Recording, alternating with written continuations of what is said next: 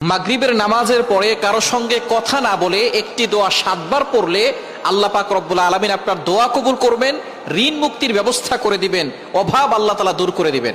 বর্তমান আমাদের সমাজে আমরা অনেকে আমল করতে চাই না। আমলের মাধ্যমে কিন্তু আপনি আপনার জীবনটাকে পরিবর্তন করতে পারেন। আমল দিয়ে যদি আপনি আপনার জীবনটাকে সাজান, দুনিয়াতেও শান্তি পাবেন, আখিরাতেও শান্তি পাবেন। নবীজি সাল্লাল্লাহু আলাইহি ওয়াসাল্লাম আমাদেরকে এমন কিছু দোয়া শিক্ষা দিয়েছেন যে দোয়ার মাধ্যমে কিন্তু আমরা সুখে শান্তিতে দুনিয়াতে বসবাস করতে পারি। নবীজি সাল্লাল্লাহু আলাইহি সাল্লামের কাছে অনেক সাহাবায়ে কেরাম বলতেন, ইয়া রাসূলুল্লাহ, আমার সম্পদ কম, দুনিয়া আমার কাছ থেকে দূরে সরে গেছে, ইয়া রাসূলুল্লাহ কিছু দোয়া বলে দেন। আমি ঋণে জর্জরিত হয়ে আছি, ইয়া রাসূলুল্লাহ কিছু দোয়া বলে দেন। নবীজি সাল্লাল্লাহু আলাইহি সাল্লাম তাদেরকে আমল বলে দিতেন। তারা আমল করে অনেকটা উপকৃত হতো, দুনিয়াতে তারা সম্পদের মালিক হয়ে যেত।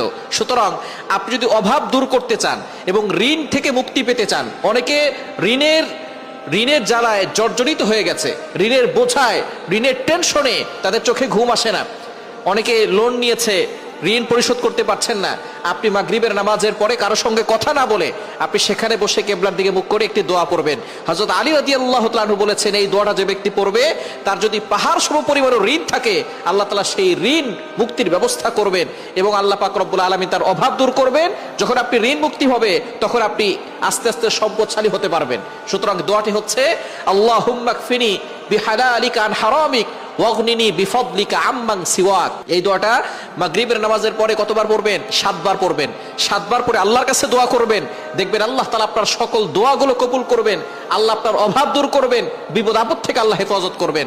মাগরিবের নামাজের পরে আমলটি করবেন, ফজরের নামাজের পরেও আমলটি করতে পারেন। এছাড়া যদি ঋণ আপনার বেশি হয়ে যায়, সব সময় এই দোয়াটি পড়বেন, আল্লাহুম্মা কফিনি বিহালালিকা আন হারামিক ওয়াগনিনি বিফদলিকা আম্মান সিওয়াক।